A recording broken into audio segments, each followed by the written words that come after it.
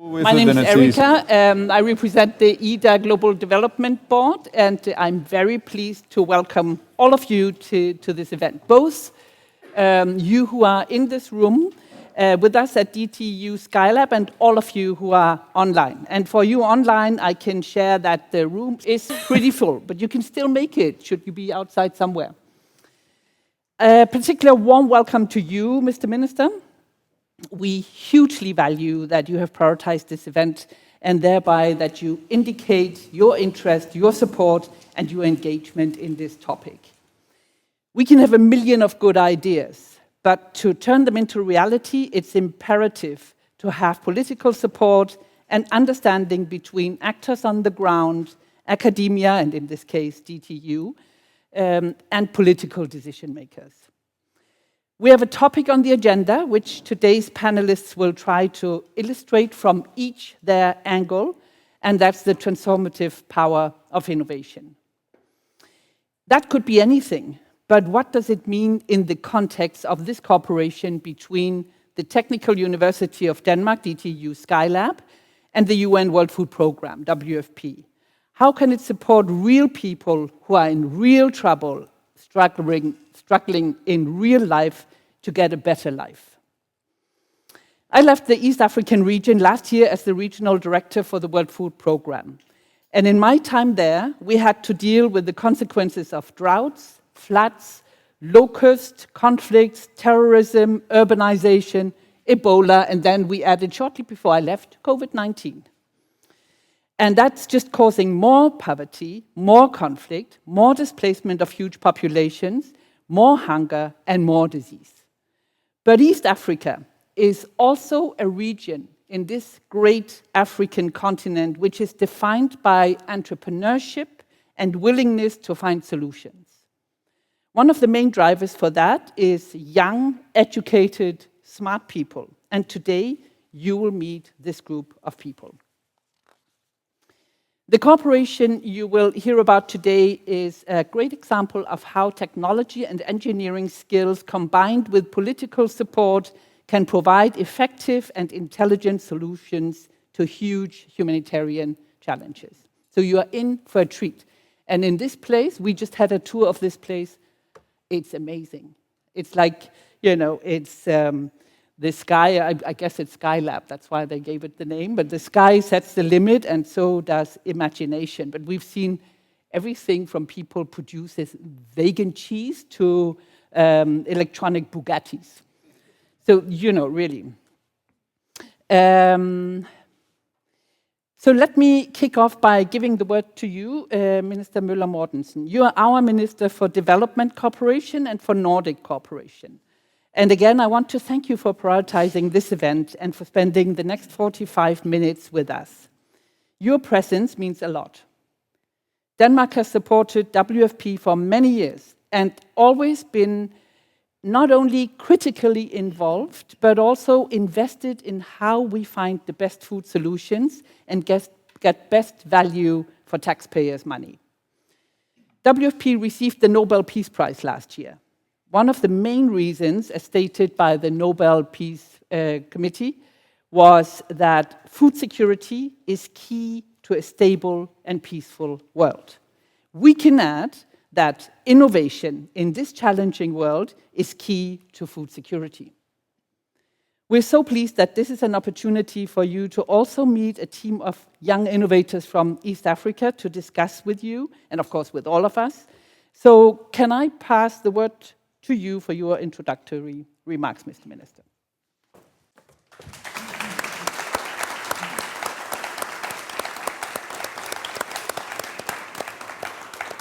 Thank you very much, and thank you very much for the warm welcome. And most of all, thank you for very informal already been speaking to you. I'm so pleased to be together with all of you here. And yes, my family name is Møller Mortensen, but my first name is Flemming, and most of all, I'm Flemming just in front of you now. This is really a very, very important agenda that we have met about here today.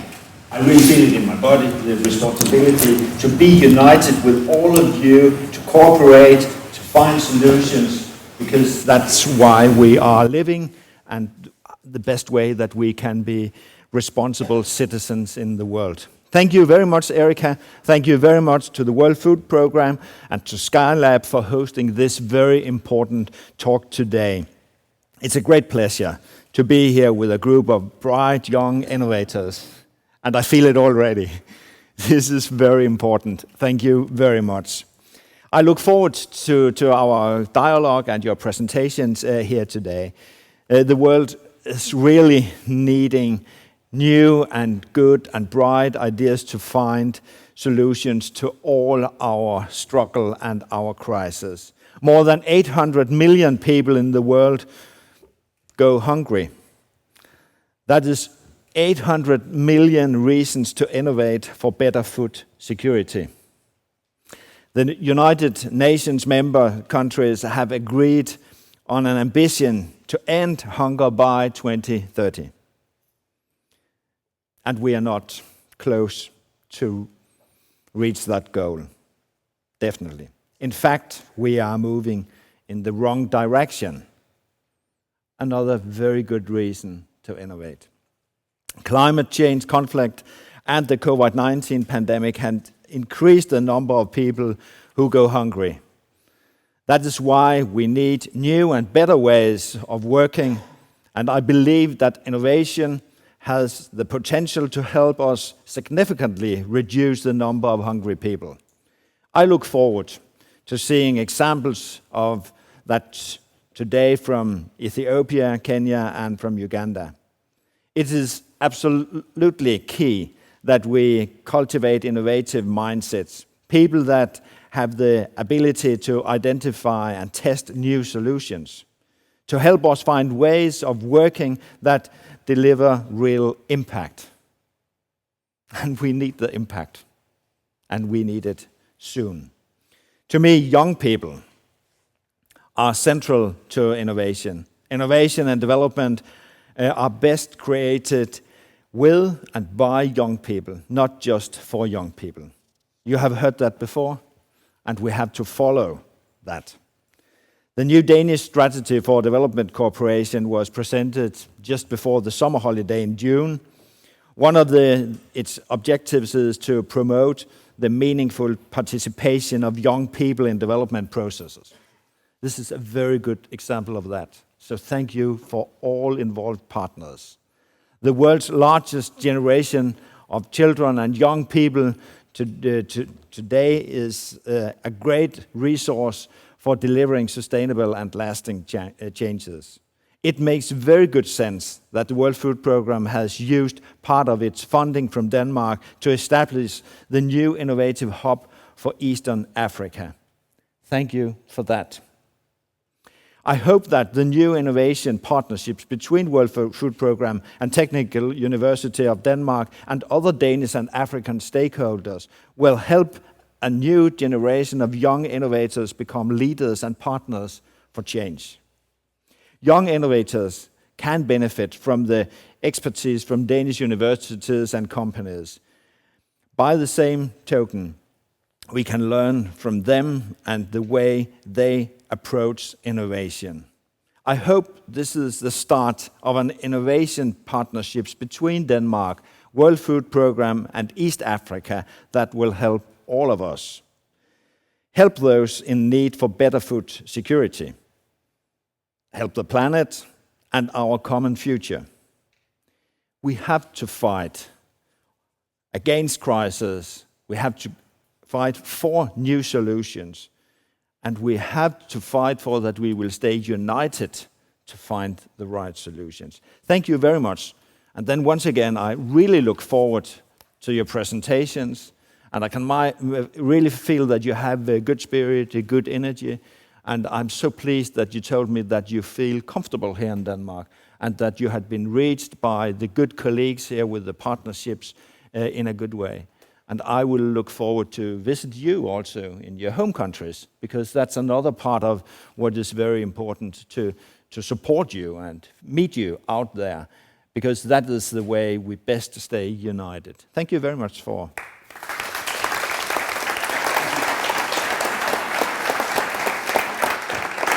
Okay, I'm going to take you up on your word now, Mr. Minister. Thank you, Flemming. Marianne Tallersen, you are the Senior Vice President for Innovation and Entrepreneurship at DTU, and your institution is hosting this event today. Not long ago, WFP signed a partnership agreement with DTU Skylab, and already now you have a team from 3 East African countries working with you. So we would like to hear a little bit from you. What's the mission, the vision of DTU in this, and how do you see the dynamics between the role of academia, practitioners, and, as the minister mentioned, also to fulfill the SDGs and to meet the goals of the SDGs? So I'll give you the word. You prefer to stay where you are, or you want to come up? Whatever. You decide. Oh, then I'll come up, because Right. then you can see I'm very tall. It's a pleasure to be here today.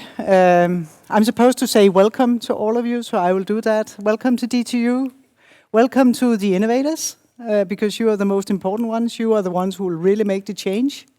Welcome to all our partners who we can work with to support the development and the change, and colleagues, and of course Flemming, the minister. We are in Denmark, we are very informal, so you have to forgive me for that. Also welcome to Danita, of course. Why are we into this from DTU? Well, at DTU we actually have a very old mission that says that we need to use our sciences to benefit society. And I guess we all know that we are in a major challenge, not to say crisis, but then challenge regarding food. And it's a worldwide challenge. So it's not something we can just solve in Denmark and then be happy. We need to consider the whole world. And that's why we are in this. And here, for those of you who have been in DTU Skylab, you can see how we kind of operate. We want to cooperate in openness, in partnerships, mutual benefits, and we believe that we can inspire each other. So those who come from other countries can inspire the Danes, and the Danes can inspire those who come from other countries. The same thing between organizations. So if we together can push the limits on what we can imagine and do something really new, because I think we really need to do something new. Otherwise, we will not change very much. Then we can do it together, I think. If we want, if we dare. We need to be brave. We need to take challenges. We will, of course, fail sometimes, but then we will learn and do even better next time, which will be good. So that's why DTU is into this. This is really important. Food is a major focus area for DTU, and food is so many things, right? It's how you produce your food. It's what kind of food you eat. It's all the whole agricultural thing. We need to focus on that as well. And I was at a dinner last night, and a long discussion on whether you need to be vegan or not. I think I'll not start that discussion here, because that's a tricky discussion. Let's do that in teams and teamwork. But I think it's a good discussion, and it is a necessary discussion. We also need to take some brave choices if we really want to make change. And I think this crowd in this room is up for that. I have confidence in that. That's why D2U is in it. So we are so pleased to have you here, and we look forward to lasting partnerships. We look forward to changing the world together with you. Thank you.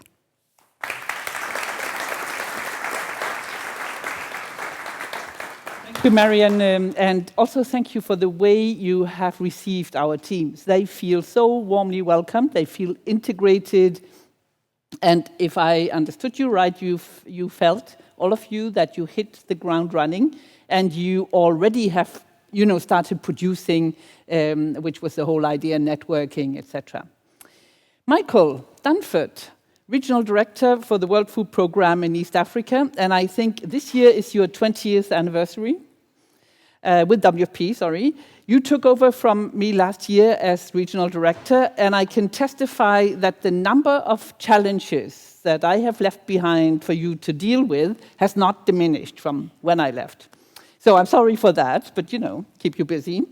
But you have also taken lead in a region which represents a diversity and so many opportunities, and one of which will be represented here. So I give the word to you, Michael.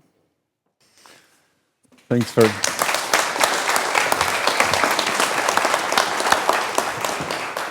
Fleming, Marianne, innovators, everybody. I'm Michael. Delighted to be here. I've had meetings this week in Brussels, earlier this week with the ministry. This was the event actually that I was most looking forward to, because this is an extremely exciting investment and a partnership between the Danish government and the World Food Programme, along with DTU. As we've already heard from the minister, there's 800 million people who go to bed hungry every night. We have an SDG target of zero hunger, and we've got about 9 years to get there. So we can't continue to do business as usual. We have to find new ways of reaching these people, providing them with the food they require, providing them with the nutrition, and everything in between. And so we're delighted to be in a partnership of this nature, because the people that you see in front of you and many out here are going to be the solution. There's a very rich innovation ecosystem in East Africa. We've seen it already. We've got some examples, but they have a lot still to learn and a lot to benefit from the work that organizations such as DTU and others have already embarked upon. I also had a very good session yesterday at CARE Denmark, where we're also engaging in a partnership. And what I see is potential not only to bring those from Eastern Africa to places like Denmark, but potentially also taking Danish innovators down to East Africa and trying to again see what are the needs and what are the solutions. So hugely optimistic about how we can work together.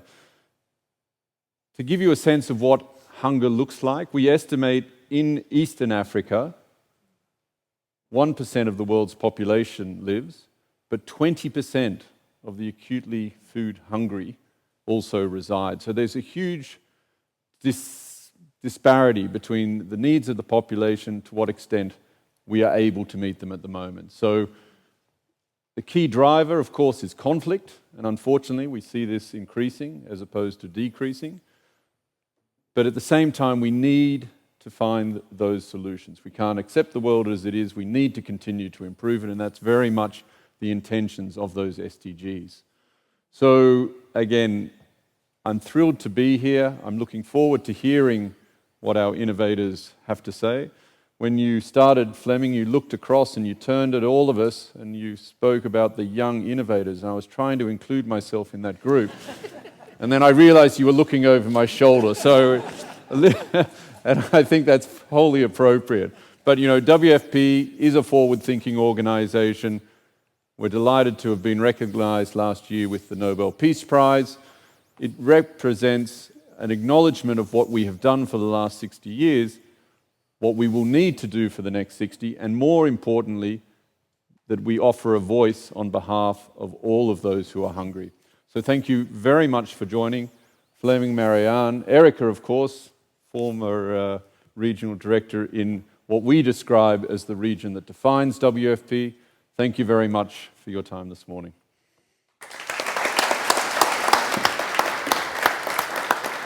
Thank you, Michael. And now we're going to show you a video which is hot out of the oven. It actually has world premiere today, and it was made for this event. Just to show you, I hope we can translate some of all these words into showing you what the reality is. I just want to, before I'm asking you to turn on the video, there is one more team. We are represented by 3 teams here, but there was one more team which was nominated and joined the program from the Kakuma refugee camp. That's one of the largest refugee populations in the world. I think around 200,000 people live in Kakuma. WFP ranked them as the 4th winner, and a special program will be tailor-made for them with DTU. The team was not able to join and make it to Denmark this round, but I know that the team members have connected online. So we will also meet you in the video, and therefore I just wanted to send warm regards to you in Kakuma camp, and thank you for joining us. And also, of course, wish you luck with your projects. So let me ask you to turn on the video for us.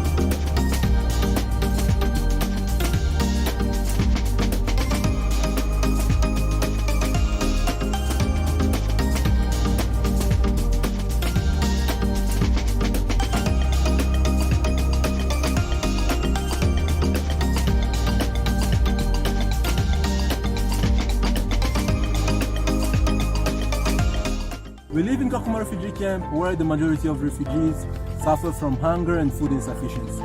Therefore, we youth have decided to develop this initiative to combat against malnutrition and hunger in the camp.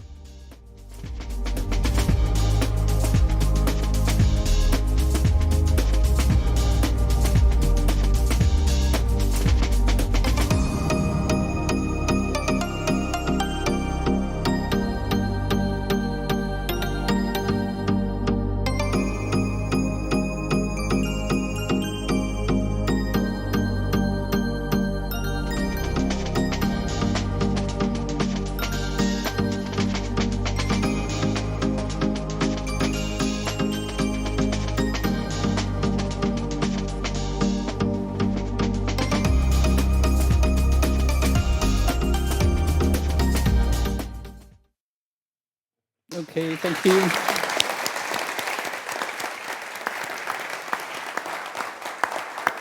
Okay, so let me now introduce the real important people in the panel. The WFP Next Generation East African Innovators Program was designed, as always was explained in the video, to further develop concepts submitted under what's called the HALT Prize theme this year, which is Food for Good.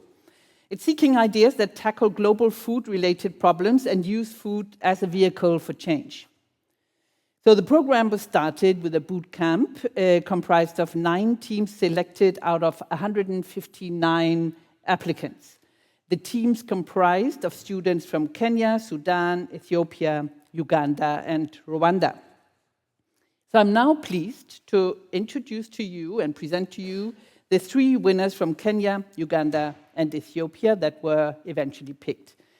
And the prize was to go to DTU Skylab to prototype their ideas, to access lectures and networks and technical resources to bring your innovation ideas into life. From Makerere University in Uganda, we have on the panel Joachim Watkidog. Joachim, there you are.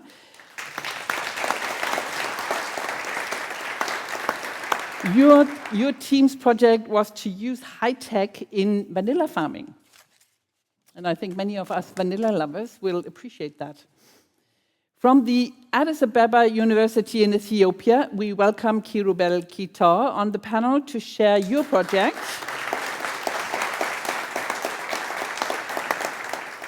Which is how to develop nutritious food products from fava beans and barley for children. And finally, from the Kenyatta University in Nairobi, we have with us on the panel Harriet Anyango. And Harriet, you will talk about the super exciting project you have managing food waste through insect technology and providing eco-friendly and affordable fertilizers and animal feed. I think there is always a tendency that we are running out of time. And I think that you, Flemming, really wanted to have a dialogue with our 3 panelists. So before you leave, I think I would like you to, have that conversation with our 3 panelists. And before I give you that, I just want to say that you are not the only ones here. We also have your colleagues from the teams in the room, and I'd ask the team members to get up. Wave, so we can see you're here and acknowledge you. Thank you. Okay, so, Mr. Minister, would you like to? But in a way, it's very difficult for me now to cope with not having your presentations in full and have to build up a conversation with you. But I have one question I would like you to reflect on, because when we saw the video, the text was coming up, how to scale. Because I think it's so important when we have new ideas that we also focus a lot about how do we have the opportunity to scale it. Because when we hear that 800 million people go to bed with hunger every day, it's visible for all of us that we have to focus on scaling. So maybe we could run it the way that you do your presentations now, just a 2 minutes each? Exactly. I think it's a much better idea because then I will bring something out of the room. That's great. Okay, so let me ask Harriet, would you like to start? There's a microphone on the table, and you can get up here if you feel more comfortable, or you just stay where you are if that suits you better. I'll stay here. Okay. Yes. Harriet. I think it's working. Thank you. Thank you for the question. Our project involves availing affordable and eco-friendly fertilizer and feed to people, not just in Kenya, but we want to go globally. And in the process of our production, we have two major challenges in terms of scaling. The first one is in technological innovation. For you to have an efficient production, you need the technological innovation, and that is where the collaborative partnership between the World Food Programme and the Danish Technical University has come in place, because we have been meeting with several researchers and amazing students who are helping us look at several models that we can incorporate to ensure that we have a sustainable and efficient production. This way we produce more, we're able to reach more people, increase food in the world, but then we're also friendly to the environment. The second challenge we have is in terms of funding. For every startup, one of their greatest challenges is in funding. So with the little that we've had, we have learned how to manage money in creative ways. And we have had several partnerships with organizations such as this collaboration that is investing in capital capacity building, but in terms of seed capital, we haven't had that yet. What we're working with right now is the resources that we could bootstrap from our families and friends. Thank you.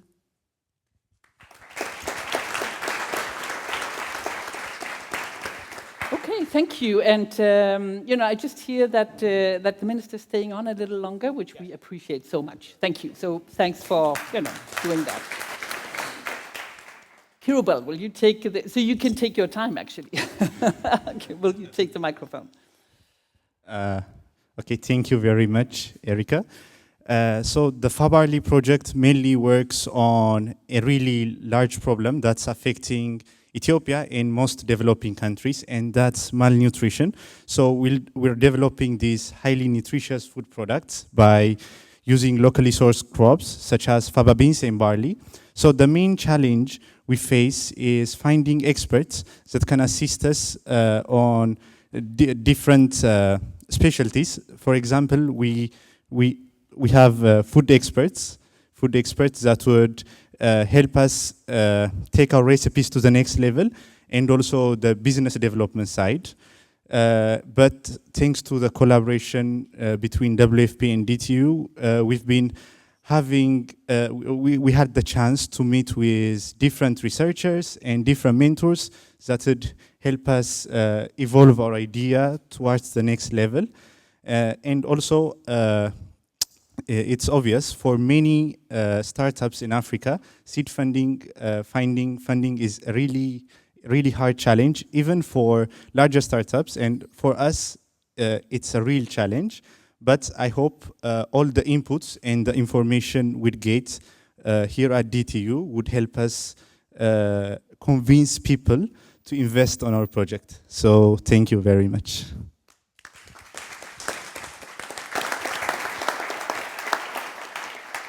And finally, Joachim, please. Joachim again. So Agri-IoT focuses on using technology within agriculture. Now the problem in Uganda is most of our backgrounds are from agriculture, but we really can't produce enough, and also we can't really preserve and process the food that we produce. Now vanilla was introduced in Uganda to help the farmers earn more income, since it's a very high value crop. But the problem is the farmers can't produce, but they can't add any value. And even if they can produce, they still use rudimentary means. Now, Agri-IoT, we're using technology to help the farmers to, we're using technology to help the farmers to improve the quality and also to preserve, sorry, I get a little bit nervous. Yeah, sorry. So we're using technology to help the farmers improve the quality and to be able to also store the vanilla safely, such that they can improve the shelf life of their vanilla. Because mostly the people who really benefit are the middlemen and the people who process the vanilla. The farmers that produce the vanilla are able to dispense it off faster because they can preserve it for longer. So we're designing a system that can provide them the optimal kind of storage that they can extend the shelf life of their vanilla. Now, looking at scaling, in our country, one of the biggest issues with technology is acceptance. When you introduce new technology, people take so long to accept it. They want to first see it work for others for them to be like, okay, we can take it. But it's something that we have to create awareness about. So working with WFP, DTU, and companies that they'll be able to connect us to, we shall be able to reach out to more people in Uganda and across the East African region where vanilla is becoming a big thing, such that people can know that the technology is actually good for them and they can earn more money if they embrace the technology. The other issue stems from what Harry talked about, is about the funding. Now, in Uganda, 80% of startups that come up usually fail every year. They don't go past the first year. And it usually comes from the funding. Most don't have the funding and also the support. Sometimes the government actually gives out money to the startups, but the money gets lost along the line and it never reaches the actual people that need the money. So those are the main two issues that I look at when it comes to scaling the project. Thank you.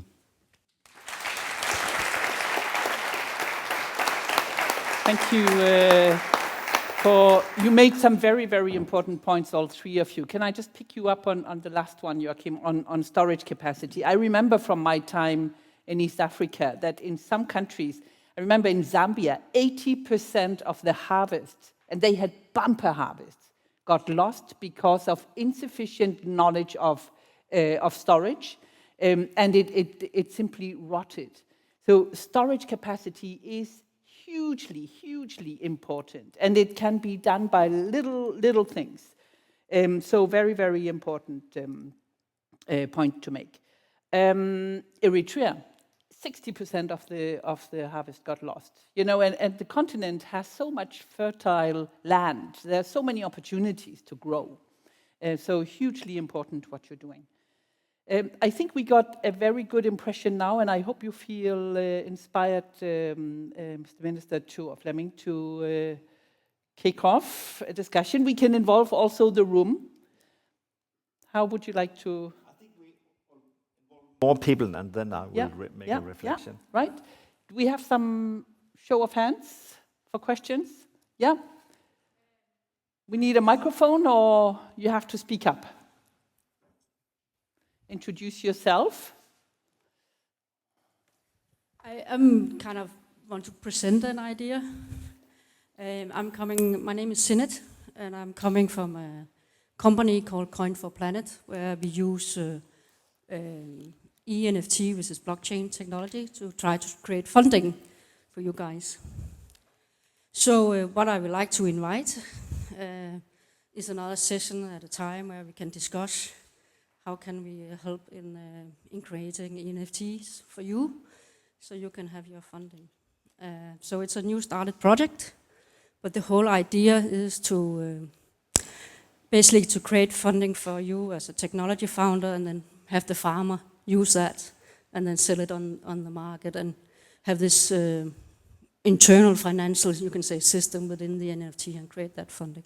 Because the main shift, I think, and the main issue is to get the technology shift, and that demands the funding. And there's no equity at all. It's the kind of people who wants to help and do a change. Thank you. So it's a suggestion to try another model. Well, you know, let's be practical here. Thank you very much, and asking you to stay on after the event, meeting up with Magana, who is the contact person for our teams. But you also made the point how important it is to connect with private corporate business as well. It's not just donations, but it's turning it into real life, and also taking the point of Fleming, how can we scale? Michael, you have a point? Yeah, that's a great example. The networking opportunities that this partnership allows. Again, when we started, we were thinking it was all going to be focused very much in East Africa. This trip alone has highlighted that, you know, Danish companies and elsewhere have the potential to be supporting the innovators in Eastern Africa and can equally benefit from the same connections. So, I think the networking opportunities, the private sector, the engagement really speaks to the potential of this collaboration. Yeah. Thanks. Excellent. More comments? Yeah. We need a microphone.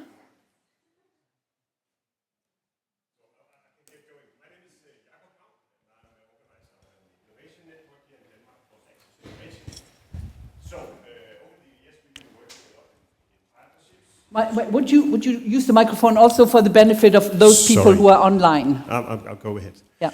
So briefly, here from Access to Innovation, we've been working with partnerships for a number of years, trying to link up private businesses, academia, NGOs, investors, and government institutions to meet the demands that we see in Africa. What I would like to ask, especially the young panelists, would be what kind of opportunities do you see in linking up to Danish students, entrepreneurs, and private sector? Mm-hmm. For instance, I was thinking in terms of the case when working with Vanilla. I know of the company here in Denmark called Social Vanilla, focusing in Uganda. I mean, there are some obvious linkages that we can create. But that's coming from my perspective, sitting here in Denmark. I would like to ask you, what kind of expertise or insights or network would you like us to provide to support your business locally? Thank you. Would you like to have a go at that, one of you? Let's take the...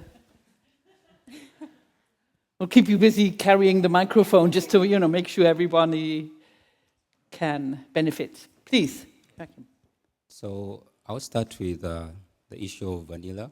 We've actually met up with Social Vanilla already, all thanks to the DTU team. So we're actually working together to see how they can help us through the entire process.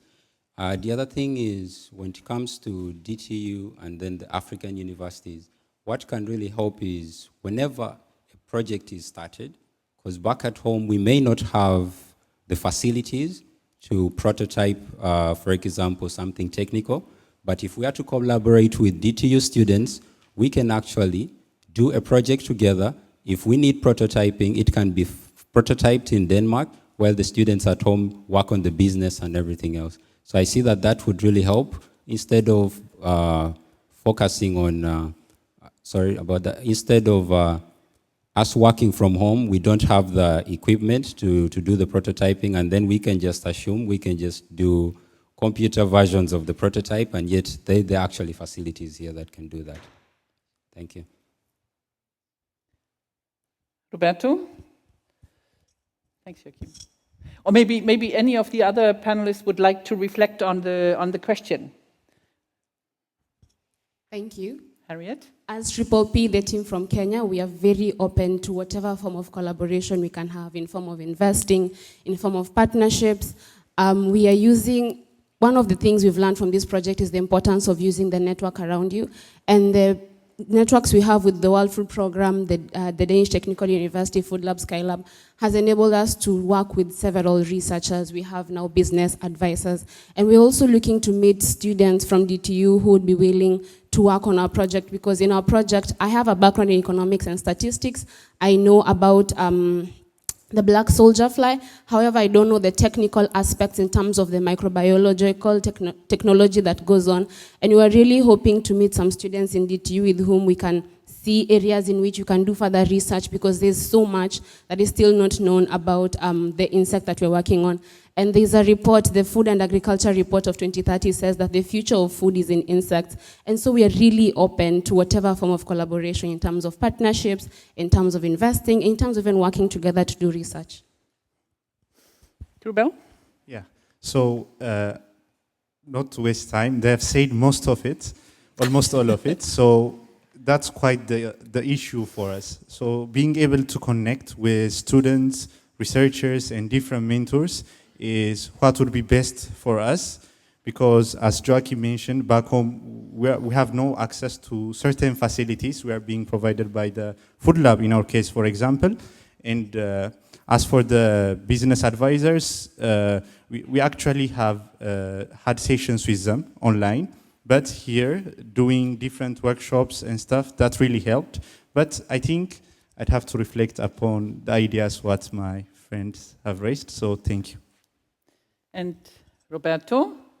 It's just And a small Rasmus? remark to say. Actually, I'm impressed with how fast response the DTU students actually welcome our fellows innovators here, and we have more than 20 students that are already working in their projects, and they are really looking forward to keep up this collaboration after the 3 weeks that you're going to be here. And so I was really amazed on how this natural connection happened just by the fact that they've been here in Skylab, and they just been able to spend a few minutes to talk. So I'm really, really happy about this connection that is naturally happening, and I think it's really important for us to facilitate this connection more and more as well. So thanks a lot for everyone. Yeah. Thank you, Roberto. And I just to add, Roberto, that you are actually managing this group of students and the partnership.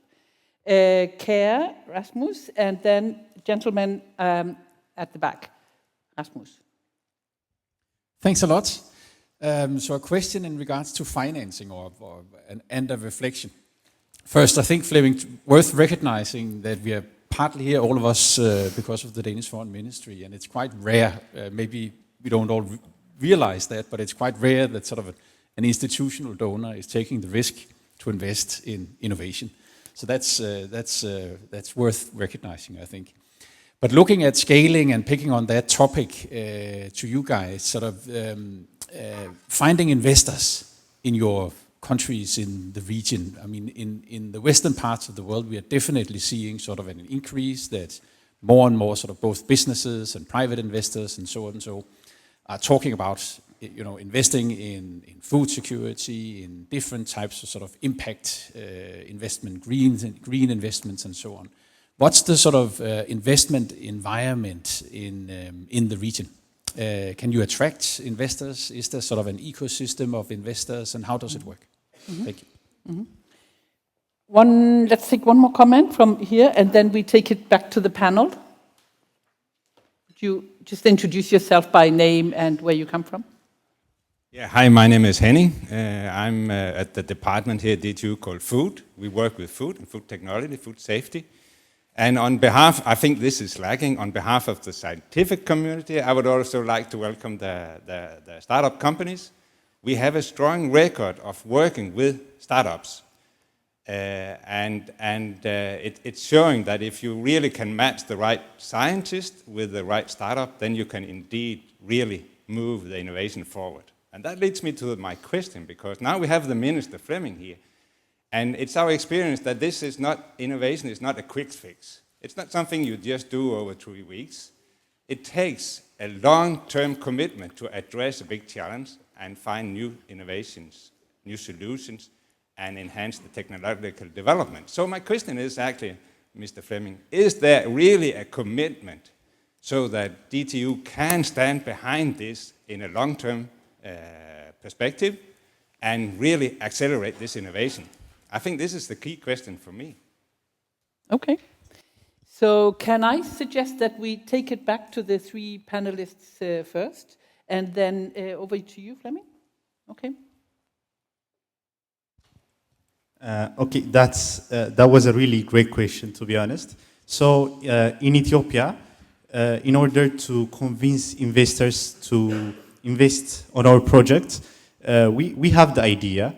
And the fact that it's a new concept would be really hard, because they'd be taking real risks in order to try it. So as for us, we have already produced the prototypes, and we did the business side by ourselves, but that needs validation from professionals, certain professionals, so that it had to be more convincing to the people we are presenting our ideas on. So that was the real challenge we are facing. So that's actually where the WFP and DTU stand. So at the bootcamp hosted by WFP, we were able to understand how we'd furnish our pitches and how we can communicate with different set of audiences, with different slides and all that. All those things that we need to communicate with our audience. And with the program, with DTU, it's more about the product and business development. So in terms of product development, we have already developed our recipe back home, prepared the flow sheet and stuff, but we really need instruments and equipment so that we could do different testings and take our recipe to the next level so that it could be presentable to those people. And in terms of business development, we really needed guidance because in our case, we're all pharmacy students and we might have some knowledge on nutrition, but that wouldn't be sufficient when compared to the people that really work on nutrition. So I think if our ideas get validated by certain professionals and we have a proof to that, we'll be able to convince investors, but of course we need connections because it's as Joachim said, the funding is there, but it might not reach to us and get lost somewhere else. So that would be my answer. Thank you. Joachim, yeah. Thank you for that question. I want to repeat some of the things I would have said just like his, but the investment environment in Uganda is growing. It's something I really like. These days you'll find a number of initiatives that are being put in place for young innovators to get a chance to present their projects and probably get some funding for it. But of course, like I mentioned before, it always involves connections. If you don't have the right connections, you won't get that money. You basically it doesn't matter how good your project is, it will not make it. So we're really glad for this opportunity, the fact that DTU is trying its best to connect us with the right people. And we feel that that is really going to give us an edge compared to our compatriots that didn't come here. Thank you. Harriet? As for Kenya, our government is doing the best it can. The investment space in Kenya in terms of agriculture and innovation is majorly dominated by NGOs and organizations that are not from Kenya. For example, the World Food Programme, we have the agri-biodiversity from Italy. And what happens is we get investment in form of capital capacity building, not necessarily seed capital. So for most people, the government rarely invests in actual capital. What they do is they give us capacity building in form of training, seminars, recognition. We have been invited to trade fairs to showcase our product. That is what they do. What the government is also trying to do is to put us in a space where we can attract foreign investors. So they give us investment in form of capacity building, the trainings we attend, the seminars and the workshops that they do for us.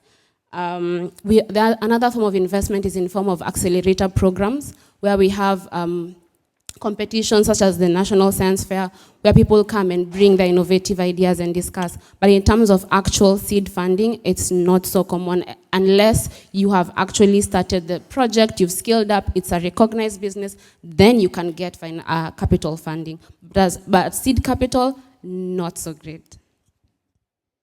Okay, I think it's clear to everyone that it takes more than one institution, like the ministry, or one donor to make it a success. The key is partnership. And nobody would expect from each one of you, you students, that you take this, that you are the entire vehicle. It needs the cooperation between private sector, academia, practitioners, donors, and most of all, it has to be relevant. Whatever you come up with has to be relevant. So, Clement, can I pass the word to you? Yeah, thank you very much. First of all, I would say, I really feel it's so easy to be together. And I think we are just common in the sense of the need of what we're discussing here today. That's so important. My reflection, yes, we need partnerships. And I have to say to you that just as I mentioned in my speech, just before the summer we made a new Danish development strategy. 8 parties in Denmark agreed how the strategy should focus. And there we also have a chapter of partnerships. And the partnerships is really crucial to reach the goal and what we need. And it's all partners, nations, institutions, and private investors, NGO, and the multilateral, and I could just follow the line. Everybody has to be signing up that the SDGs goals is most important. And the question, if I can, how will the commitment be? The commitment will be there. And the reason is what I exactly said about our new strategy.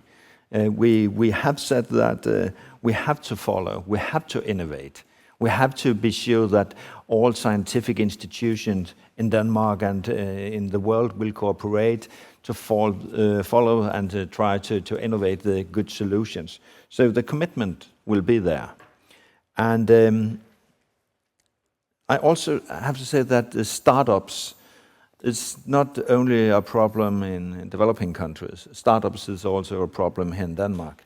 I'm from the northern part of Denmark, where our university, Aalborg University, I think is quite famous to bring startups in a good position, as DTU also will focus on and also succeed. So it's so important. And I would say in my reflection to you, storage capacity, yes, of course. We know that about 1/3 of all produced food is not reaching a mouth. That's really, it's really critical. And then when we compare to the focus and the fact that 800 million people go to bed hungry. Financing, funding, yes, private and governmental cooperation. We try to do it, and we also focus on this in our new strategy. We simply want to be funding together the government and Danish funds, investments, pension funds, and so on. And I feel that the SDGs is really present to everybody in a new way. So I think it will be easier, and of course we have to follow that.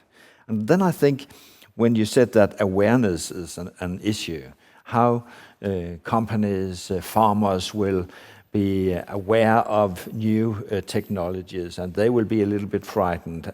But we do not have the time that they should be frightened for a long time. So I think the communication here is really very needed, and we have to help each other there. Finishing, I will say that my father was a farmer. So I know a lot about how to produce food in Denmark. And I know how important water is in production of food. And we have one of the most critical situations now about the climate changes, and the water supply is really limited in many areas. I can also say that for sure Denmark will focus a lot on water, and we will also focus from the government side and from my ministry's side in food security. That's a good combination, as I see it. And I'm educated as a nurse, so when you talk about malnutrition, I really know how malnutrition will affect people, communities, regions, and we have to find new innovative solutions to that.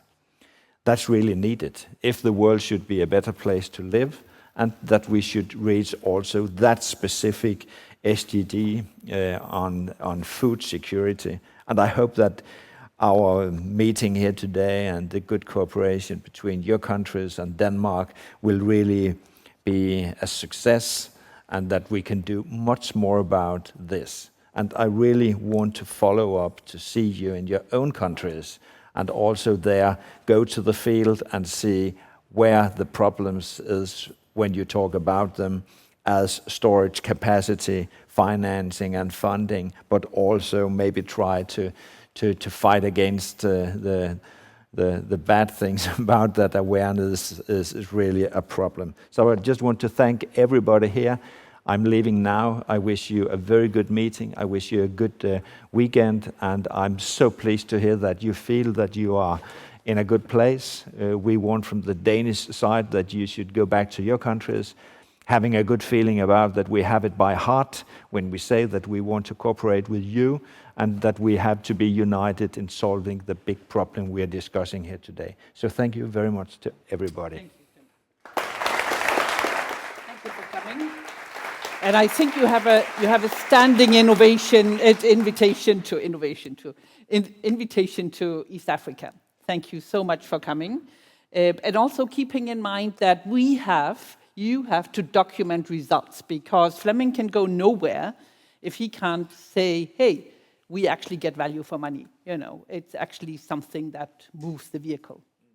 So thanks so much, Fleming, for coming. Highly appreciated. But this can mess up everything, if I don't move it.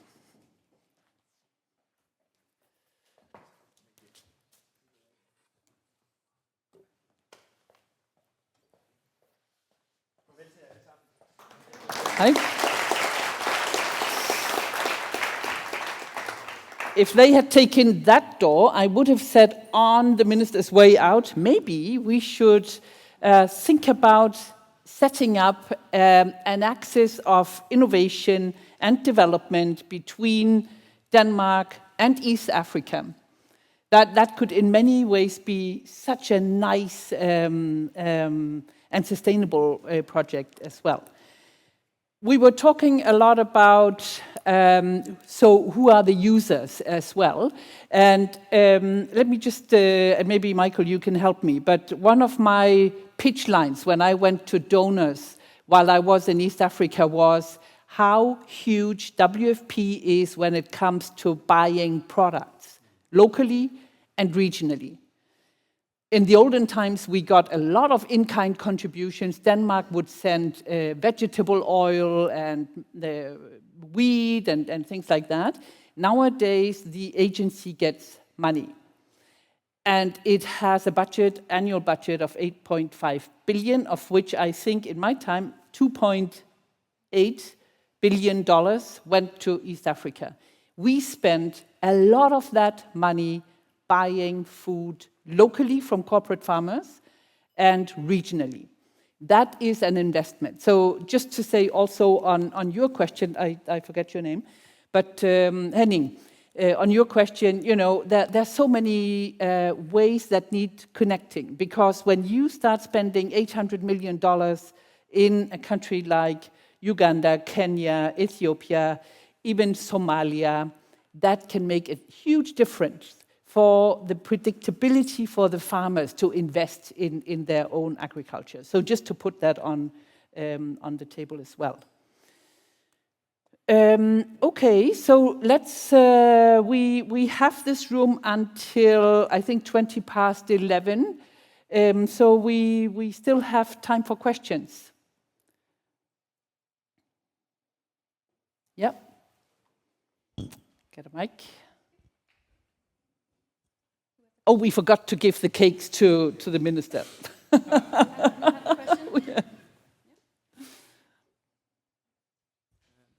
Yeah, I'm a student at DTU, and I did a project last year with using food waste for insects, and I was just wondering,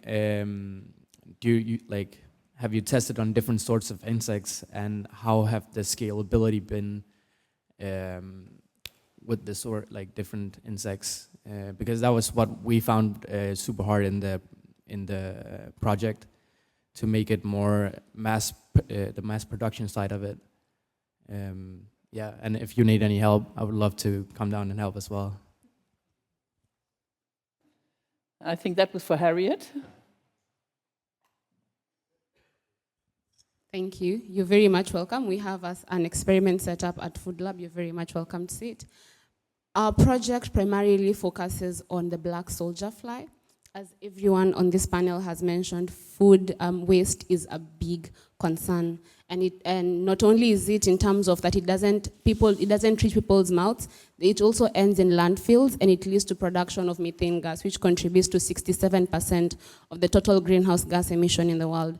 So what we do is we are using black soldier fly to feed on the food waste. They're meticulous scavengers. They feed on everything, ranging from animal waste to food scraps. So we are using the black soldier fly to feed on them. Then once they've fed on them, the larvae feed on them. And then once the larvae are 10 days old, we harvest them, we dry them, and then we mix them with other constituents to provide a highly nutritious and total mix ratio feed for animals. So we are not rearing them for human consumption. We're doing it for manufacturing of feed, because they have a crude percentage of 50% of protein, ranging from 44 to 50, depending on the type of substrate fed. So we are particularly focusing on black soldier fly as of the moment. However, yesterday we had the opportunity to meet Bagging Denmark, which is a company in Denmark that deals with insects, and we were speaking of ways in which you can bring that technology to Africa, because as of right now in Kenya, the ICIPE is an institute for International Center for Insect Physiology and Ecology, and they have been certified to now start distributing crickets as food to human beings in Kenya. So we're trying to look at the possible collaborations. As of now, we are focusing on black soldier fly. Maybe in future we could look into other insects. Thank you. That gets very real. Thank you, Harriet. Yeah, gentlemen. Can I just, while you were taking the microphone, just tell everyone that those online, we were unfortunately not able to facilitate a streaming which allows the online audience to pass questions, and I apologize for that. Yeah, you got the microphone? Hi. My name is Christopher. I'm Chief of Innovation at UNICEF. So in my experience, the biggest challenge in innovation for development, broadly speaking, is lack of clarity on who's going to buy the product. So we all talk about scale, and there's a huge challenge in this. We all recognize this. We all know that. And I think a big part of the challenge is that it's so difficult in many of these environments to figure out exactly who's going to pay for it. PATH, this big US NGO, innovation NGO, has this statement of there's those who choose, those who use, and those who pay the dues, which I think in an excellent way explains this complexity we are often working up against, that there isn't a buyer that pays for the product. And I think, unfortunately, it often results in that people just sort of ignore that because it's too complex, whereas if I had a wish, it would be to focus even more on it, exactly because it is so complex. So to really emphasize the business development side of it. And I think often we have to remember that because it is resource-scarce environments we're working up against, the competition for resources is intense. So whatever product we come with as innovators have to have an extremely strong value proposition, sort of with the notion of, sometimes I at least think that even if we could scale a product, we shouldn't, because it would be morally wrong to draw resources from other areas. So the specific questions to you guys is, who's going to buy the products you're developing and with what money, right? So I don't know whether it's subsidizing models you're working up against, or if it is farmers as individuals who will buy them. What sort of resource pool is this money being taken from? Is it replacing another purchase they're making, or is it sort of expanding, hoping to expand their overall market, meaning they'll have more money to buy these things with? Michael, would you also like to reflect on that? Sure. Yeah. Do you want to start, or? Look, I think from a WFP perspective, certainly I'd be interested to hear from the students. You know, what we're trying to do is encourage the ecosystem, and it's not necessarily that we as WFP want to position ourselves as the buyers. I suspect that each one of these innovators have a particular market that they are pursuing, and it's primarily driven by demand from the private sector. And this is, I think, where the sustainability is going to come from. I think organizations such as UNICEF, ourselves, CARE, we can make some initial investments to lay a foundation, but ultimately it's going to be the private sector that takes whatever is being done to the next level. And this is what excites me the most. It's interesting, and you made a good comment. In WFP, within the region that we are overseeing, we bought 250,000 metric tons of food last year. We spent almost $150 million. That wasn't in innovation, that was just doing our day-to-day work. But as you put $150 million into the local economies, it works its way through, it multiplies, and it creates economic growth, where ultimately some of these ideas may further generate. So we are a food organization historically, but we have a much bigger footprint. We kind of lead the humanitarian space in the area of logistics. We lead the humanitarian space in the areas of telecommunications. We want to actually provide opportunities for a whole range of different profiles and stakeholders to engage in innovation. This one was very much focused around food, but I think going forward, and with support of DTU and others, there's opportunities to really engage more widely. Thank you. I'll start. I like that you mentioned the aspect of circular economy.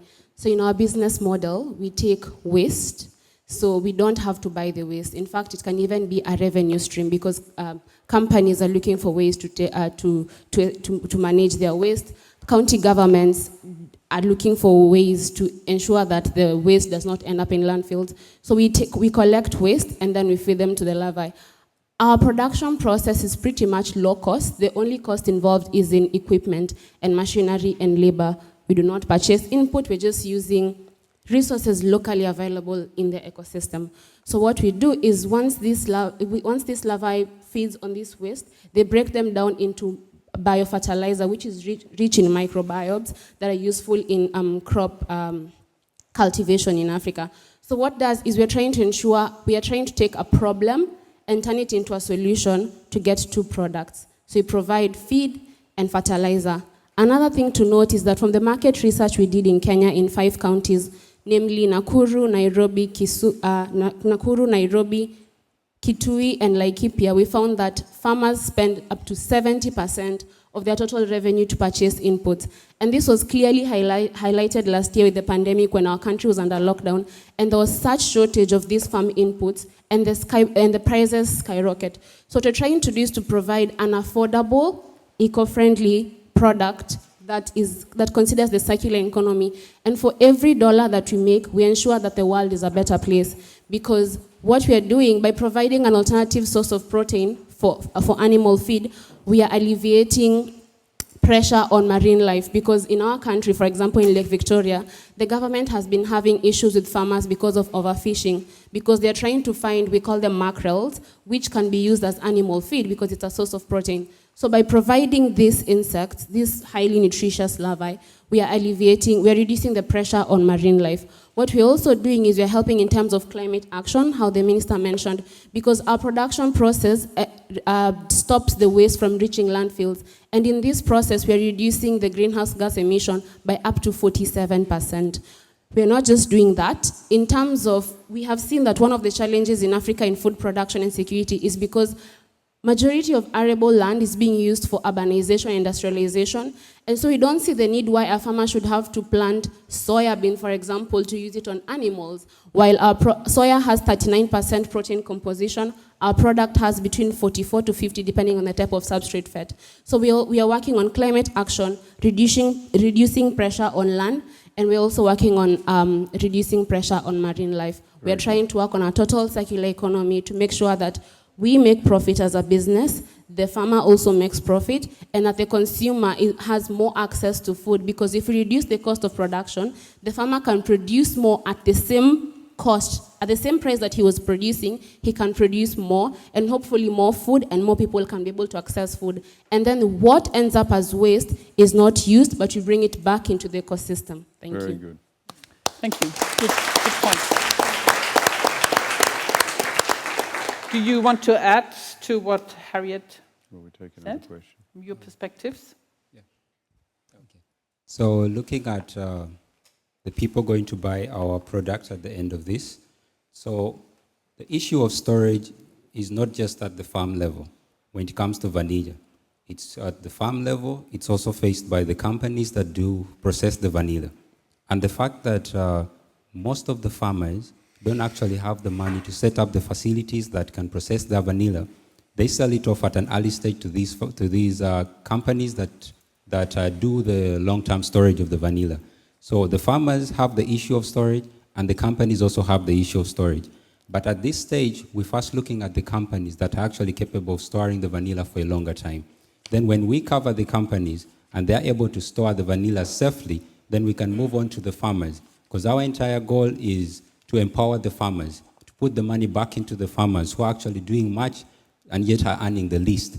Working with companies like Social Vanilla, that is actually looking at empowering the farmers, they will be able to set up these facilities in the countries that actually produce the vanilla. So this is where our system comes into place, in that we are able now to provide the system to these farmers to be able to prolong the shelf life of their vanilla. Thank you. Thanks, Joachim. Okay, so in our case, the Fabarli project's main aim is providing nutritious food products from locally sourced crops, and they are faba beans and barley. So people have been using them for a really long period of time, but not in the right way that they would get the nutritional content they should get from them. So what we are doing is we produce these products which are high in nutritional content, and also we prepare them from raw materials which are easily accessible and affordable, and provide it to those who are prone to malnourishment.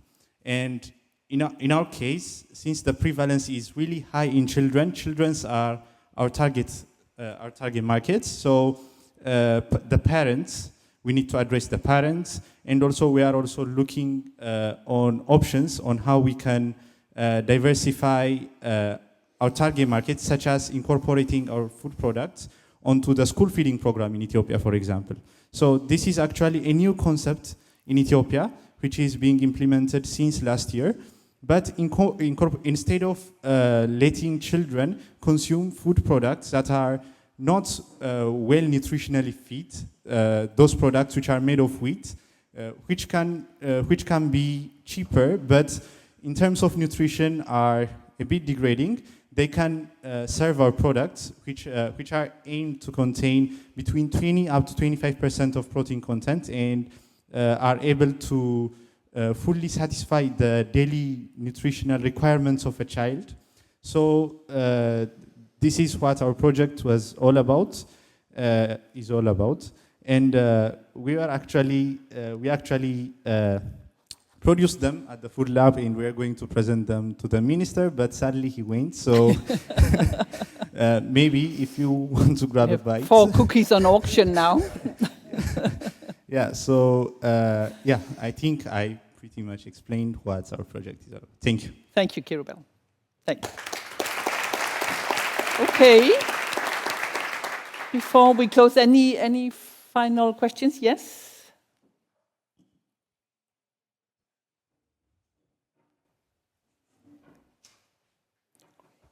Thank you. My name is Afton Halloran, and I wear many hats, but I'll put on the hat of the Food Planet Prize. So I'm the head of nominations for a relatively new prize that is the largest in the world, that is funding in relation to food systems. And we're giving away 2 times $1 million to new innovations and new ideas that will change the food system.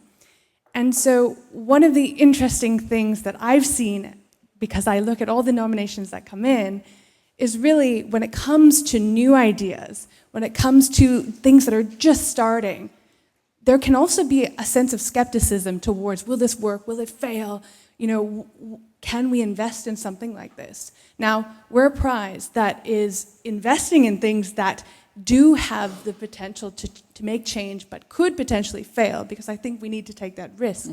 But at the same time, we also see investors and other kinds of institutions that are skeptical of things that are relatively new.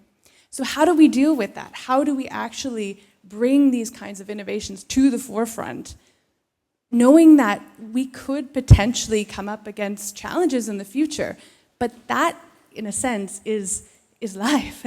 So how do we actually get around that? How do we convince funders to invest in these kinds of projects? Thank you. I don't know if you have the answers. We've spoken a little bit about it so far. We have Hans-Peter, our chair of the IDA Global Development Board now, and then Line. Jean.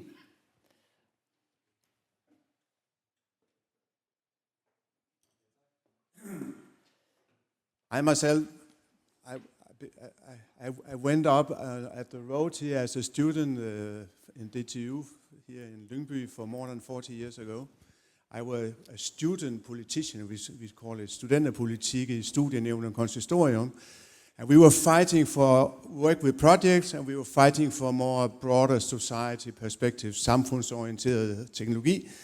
And it was very difficult 40 years ago. Then we went back for the 40 years anniversary, I think it was last year or 2 years ago, with your director.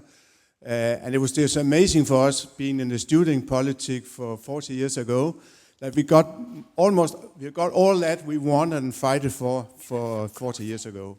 The new director talking about SDGs, internationalization, many people from outside, students here, collaboration with the South, developing countries, SDGs. The director here talked a lot about SDGs. I was really amazed. We could not believe that such positive changes in our old university, DTU, DTH. Well, in IDA Global Development, we have a logo up there together with the ministry and DTU and World Food Program, and I hope we very much can collaborate with these partnerships, as the minister stressed today, so we can do more together. Also involving IDA, as many of you are students, are probably already member of IDA, and hopefully also in the future when you are graduated. We are doing in IDA Global Development very good meetings, we believe. Part of that because we recruit very good people for the board. We have 2 people from World Food Program, Torben and Erika. We have Louise here around from DTU. So we hope that you can also see that with some of our meetings, public meetings, you can get broader perspective, because I know more than many other people what is a narrow engineer trained 40 years ago in this institution. So I think this to be much broader, to understand society in Denmark, but also international and the sustainable development. We have many good things, many good meetings. Just 10 days ago, we had the same Flemming minister where we challenged him on the budget, finance law budget draft presented to in late August. How is that related to the new strategy that NIDA approved in the parliament in June? We also challenged the minister on lack of staff or less professional staff in the ministry, where we believe there are a need for more professionals to do all these challenges. So I hope you will follow us, be member of IDA Global Development. You get a newsletter. You can also see in Global Nyt, you can see our announcement of meetings. So let's hope to continue this good partnership. So thanks so much, Erika. Thank you, Hans-Peter. I should have pointed that out, but I knew sooner or later you would take the microphone.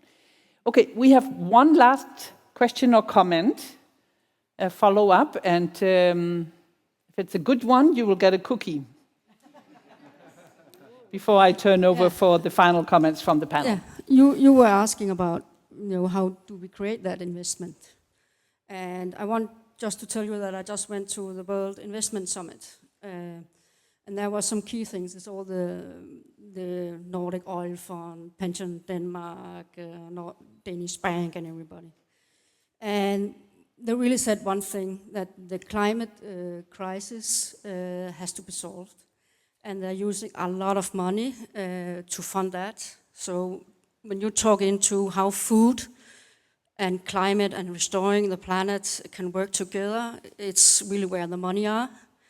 And the other thing is, if you're looking at the environmental reports from all the global companies, you will see that the demand for the suppliers is that they're working on it. So this demand, the small, medium-sized company is meeting now.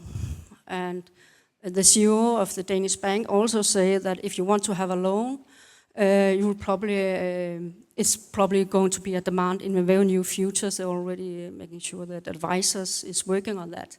So we see a change in shift from the whole investment community and all the small, medium sizes. So the whole thing is, how do you make it accessible for a small, medium-sized company to work with you guys who do something? And what is really important here is the collaboration with DTU universities to create the data transparency. That was a key thing for them, the credibility to avoid greenwashing. And that's the research around that is really important. So the timing is right now. Yeah. Yeah. And the money there is going so fast. There's several hundred billions. The fossil fuel industry was losing in value, but the other kind of industry was, the sustainable industries was like Tesla and others, was really rising in value for the stakeholders. So a climate crisis is an investment risk now. Yeah. And that's something new, and it was really, really clear on that. So working in with that as a university, as a funding, we are trying to work with that with our financial model, using blockchain technology as a part of making this crowdfunding for the innovation, speeding up the thing. But we are, they're really working a lot of the large project, but if we can invite them, what I will like is the small project, this you guys working with the mind, with the technology, low-tech technology, it can be used, and all, then the funding can go on. And I think the key is the small, medium-sized Those companies. are really, from both of you, really crucial points. I mean, there has to be sustainability, and we have to document results, and there has to be scalability and relevance. And therefore, the partnership can't be too small. We need people like you in this type of partnership as well. So once we have finished here, I encourage those of you who can stay behind to mingle. We can't use this room, but there's a cafe area outside. Now, before closing, I want to give the word to each of the panel members for a very brief closing reflection. Marianne. I can start. My reflection is that the difference between the struggles that you have and the struggles that the startups in Denmark have is actually not necessarily very different. It's the same. And I think you can make it if we work together, if we try to bring in good competences. I'm sure you have a lot of good competences. So create partnerships and so on. The team is the most important in startups. I think we all know that. You cannot make it without money, but I think you have a very good story. So I wish you best of luck and would love to follow up with you as time goes by. Thank you, Marianne. Michael? Yeah, no, I want to congratulate the teams. You've made it by getting to Denmark. The investments that you're getting from DTU and others, I think will lay a very good foundation for your future endeavors. I'd like to thank DTU and particular elements, Roberto and co, for the work that you have been doing. And I'm looking forward to seeing how we can build this partnership out even further and perhaps spread it physically within parts of Eastern Africa. And thanks very much for coming today. We don't have all the answers. We're looking for people to advise us how we can make this even more successful going forward. So, we're open to ideas, we're open to innovating, and looking forward to engaging into the future. Thanks very much. Thank you, Michael. Harriet? This has been a very interesting journey, and what I particularly reflect on right now is the need to involve the youth in coming up with innovative solutions, because we usually say that the youth are the leaders of the future, but there's something about beginning that journey now, because you get to feel a part of the process. You get to feel like you're part of something bigger. I have also learned the importance of calculating innovation in entrepreneurship. Initially, you just think of a business, you think of how it's going to work, the revenue model, but once you start looking at it from an innovative perspective, you get to realize that you can reach more people and impact more people. The greatest lesson I have learned from this partnership and my stay at DTU, I can't emphasize, is on the need for sustainable solutions. Initially, we were thinking, okay, so we are reducing the greenhouse gas emission by 47%, but by meeting with our researchers, we are trying to make our production process green. Like the entire circular economy needs to be sustainable. We are more conscious about the environment in terms of how do we get our inputs, how do we handle our packaging. We are very environmentally conscious, and it's just interesting to have a different perspective in terms of sustainability. Thank you. Thank you, Harriet. And Joachim, final words? First of all, I would like to thank Hout Prize, because I think we didn't mention this at the beginning. It's Hout Prize that actually got us the opportunity at the beginning.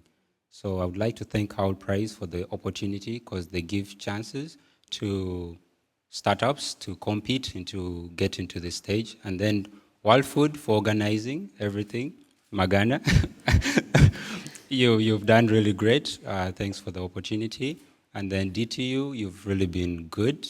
everyone is nice. It's very surprising how everyone in Denmark is nice. I've not yet met I've not yet met anyone who is rude or something. Yeah. So we are really grateful for the opportunity. We are learning a lot.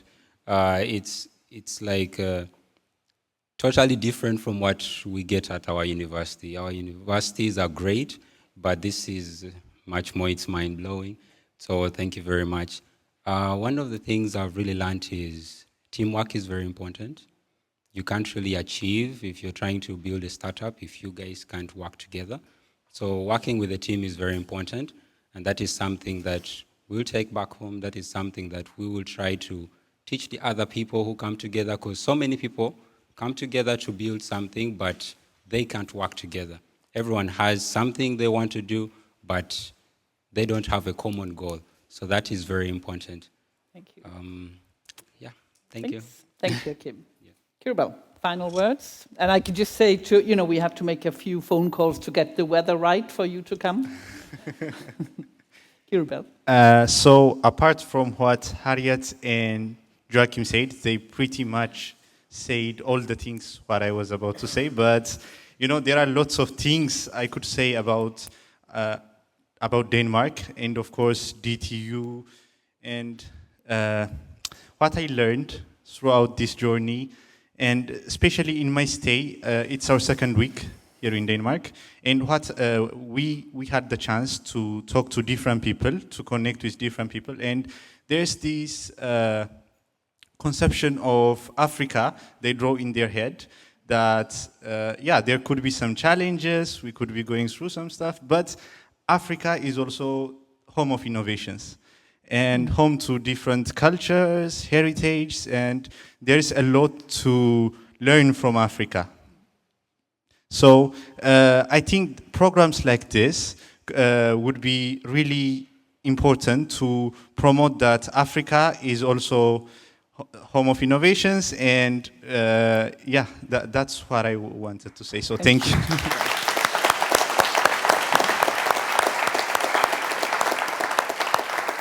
And Africa is home to 52 countries. What really can make me so furious is when, we have the United States, Denmark, Germany, and Africa. Oh, really? Anyway, okay. So on behalf of IDA Global Development, I really want to express deep appreciation to all of you who have made possible, to the audience for coming, to those online, to our friends in the Kakuma camp, to our panel members, to Magana, all those who have put so much effort into this. It has been inspiring. You have been very inspiring. You have been very engaging. You have impressed us all. And I think we all leave this room, encouraged and motivated. And thanks also to DTU. This is the beginning of a very strong partnership, and hopefully with IDA Global Development and as one of the born partners. So thanks all, and as I said, there's space to mingle outside.